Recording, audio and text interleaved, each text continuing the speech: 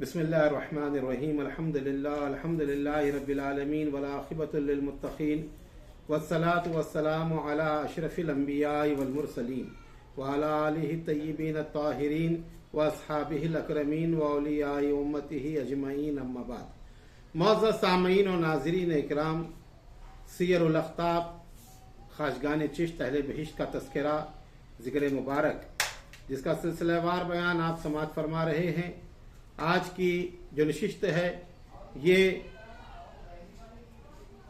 अल्लाह के हबीब औलिया के नजीब हज़रत हाजी शरीफ ज़िंदानी रहमतुल्लाह अलैह के ज़िक्र मुबारक की महफिल है। हज़रत नय्यरुद्दीन हाजी शरीफ ज़िंदानी रहमतुल्लाह ताला अलैह ख़ाजगान चिश्त अहले बहिश्त में अपना एक इनफरादी मुकाम और खुसूसी शान के हामिल हैं।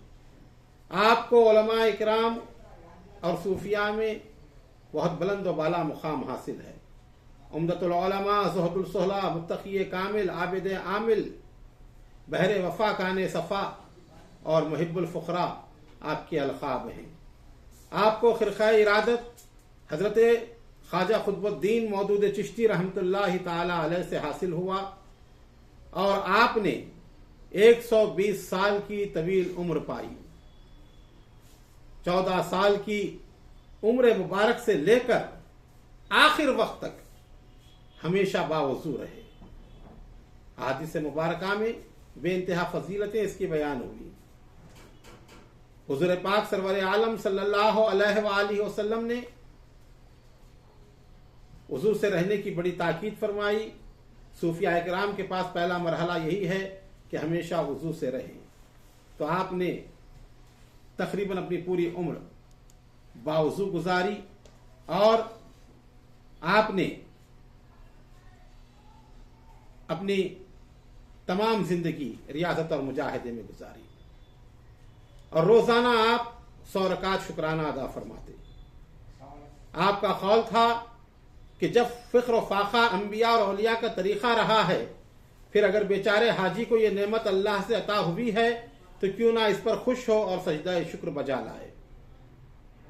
हजरत हाजी शरीफ जिंदनी के पास जब कोई फ़कीर आता, आप हद दर्जा उसकी ताज़ीम फरमाते और बे इंतहा उनकी तकरीम फरमाते और यहां तक कि आप उनके तलबों के धोबन को अपनी आंखों से लगाते और फरमाते, इलाही फ़ुक़रा गुरबा और मसाकीन के तुफ़ैल में बेचारे हाजी शरीफ को फ़िक्र पर साबित कदम रखा और इरादतन ना तो दुनियादारों के साथ बातचीत करते, ना दौलतमंदों के घर जाते, हमेशा फ़ुक़रा से मिलते जुलते रहते और आपके फ़ुक़रा का अपने आप को फ़ुक़रा का ग़ुलाम कहते और फरमाते, अगर फ़ुक़रा मुझे बेच दे तो मैं राज़ी हूँ। 40 बरस तक आपने मखलूक से दूर रहकर किनारा कशी की और सहरा में, जंगलों में, इबादत इलाही में अपने आप को आपने गुजारा और हर 6 रोज़ के बाद आप जो है इफ्तार फरमाते, बाज़ दफ़े 3 दिन के बाद इफ्तार फरमाते। आपका झूठा और पसखुर्दा अगर कोई खा लेता तो मजलूब हो जाता और जिस पर नजर करती वो दरवेश कामिल हो जाता। उस दौर के अक्सर दरवेश और कामिलीन आपकी खिदमत में रहना बायसे सादत समझते। आप समा के नहायत ही शौकीन थे। अक्सर हालत समा में गिरिया वजारी फरमाते और नारा मार कर बेहोश हो जाते। जब मुंह पर पानी डाला जाता तो होश में आते। आपकी शिद्दत गिरिया के बायस हाजरीन भी ज़ारो ज़ार रोने लगते। आप जब नमाज पढ़ते तो तन बदन का होश ना रहता और जिक्र इलाही में मशगूल होते तो बेजान हो जाते। लोगों ने एक मरतबा आपसे पूछा कि हजरत, आप जिक्र इलाही में मशगूल होते हैं तो बेताकत क्यों हो जाते हैं? आपने जवाब दिया, आशिक को चाहिए कि जब महबूब का जिक्र सुने तो बेकरार हो जाए और आपे से गुजर जाए, वरना वो फिर कच्चा और अनाड़ी आशिक है। हज़रत हाजी शरीफ जिंदनी जब ख्वाजा क़ुतबुद्दीन मौदूद चिश्ती की खिदमत में हाजिर हुए और हल्का इरादत में दाखिल हुए, अपना सर आपके कदमों में रखा तो हज़रत ख्वाजा क़ुतबुद्दीन मौदूद चिश्ती ने उठाकर आपको सीने से लगाया और फरमाया, हाजी तुम नेक बख्त हो, अल्लाह से मैंने दुआ मांगी है कि तुम मेरे कायम मुकाम हो और लोगों से बैत लो, जो तुम्हारा मुरीद होगा वह अल्लाह की नेमतों से नवाज दिया जाएगा। अल्लाह अकबर। क्या बशारतें आपके शेख ने आपके मुताल्लिक़ फरमाई, आपके पीर ने क्या क्या दुआएं आपको दी। उस वक्त तुम जाकर खिलवत नशीन हो जाओ।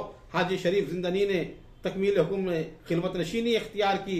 फिर कुछ दिनों के बाद अर्ज किया कि हुजूर, जैसे ही खिलवत में बैठूं, जो मजमुआ हो और गुलाम तो इस लायक नहीं, मगर हाँ, जब दस्तगीर की नज़र, पीर की नज़र मुझ पर हुजूर हो जाए तो सब ठीक हो जाएगा।